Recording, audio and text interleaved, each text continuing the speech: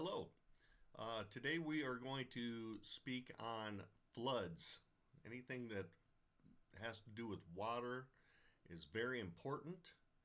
Um, we try to mitigate as much damage as we can and prevent as much damage as we can in the very beginning. So, the first thing that's going to happen is there's going to be a phone call or a work order placed in maintenance from the tenant.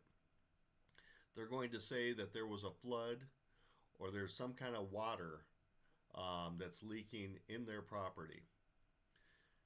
This is very serious, and time is of the essence when it comes to anything with water because water creates mold, and mold is really hard to or I should say costly to mitigate.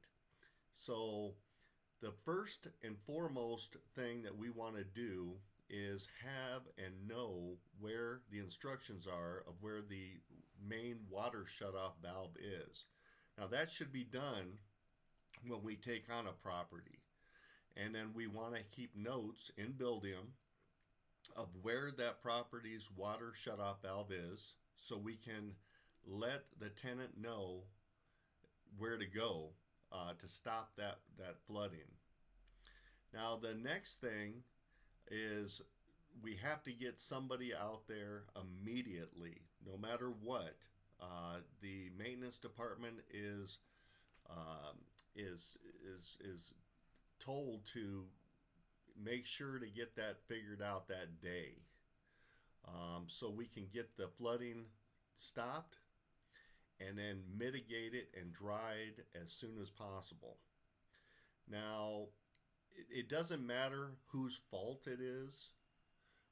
If it's a condo and it's the neighbor above that this is happening to, it makes no difference. We need to still get the vendor out there to get that tenant's property fixed.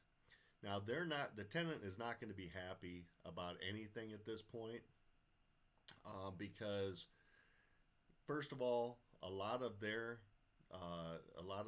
personal property has been damaged at this point. They have been, totally,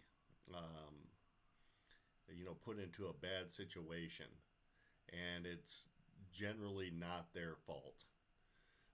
And then once we do get the plumber out there, and I say get a restoration service that actually has a plumbing company that they work directly with, that's the best thing to do. Maintenance will get somebody out there. They have all the homeowner association information if they need to go that route.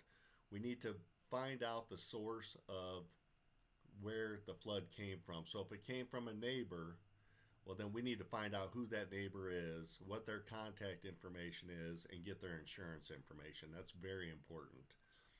But that does not mean that we don't have to do anything. We need to make sure to stay on point with getting the flooding stopped and the cleanup to begin, right away. Now, a lot of the times, the person that comes out, with the restoration company, they will once the water gets stopped, then they'll probably pull the pad from the carpet, from under the carpet, and they'll toss that because that's ruined at that point. They will pull out any drywall that's been, totally flooded, or any baseboards.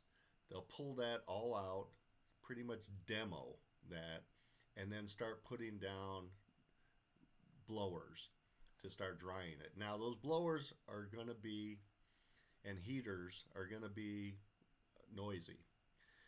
The tenants, again, will not want to, put up with this. They're going to be upset. They may want to get a hotel. Now, this is not really a habitability issue. Um, so we can't guarantee that the owner is going to pay for their hotel room. Now they've got renter's insurance that may cover that. And if they want to do that, they need to know to check with their renter's insurance. Now we have lease term solutions, which is the renter's insurance that we offer, and pretty much every one of our tenants have. And we can send them the information again. We always give them that information when we sign their lease agreement when they first move in, but they may not have that on hand. So it's good to actually get on and either have maintenance send it because they should have a copy of everything, or you just go ahead and email it to them. Let them figure out what they're covered for. Don't try to let them know that they're covered because we don't know. And if it's an owner, if it's somebody else's unit, then we're going to be fighting with their. It's not the owner at that point that we're dealing with. We're dealing with that neighbor's insurance company. So now you're going to be dealing with the owner. You're going to, the maintenance department is going to let the owner know what's happening. The owner's probably going to want to talk to one of us. Now, if I'm not available, then the best thing to do is to email the owner, let them know that you're on top of everything, that we're going to be working with the insurance companies, and at that point, that's all we really can do. We ask that each owner provides or puts us on their policy as additional insured. And the reason why we ask them to do that is so we can talk to their insurance company. If we're not added as additional insured, and insured is the key word, and this is in the owner agreement, and the owner should know to do this right away when they hire us. Then, if we're not added on that policy, we cannot speak to the representatives at the insurance company. So, a lot of times, if you're if the owners have questions, it's better for them to reach out to their own insurance company and ask the questions.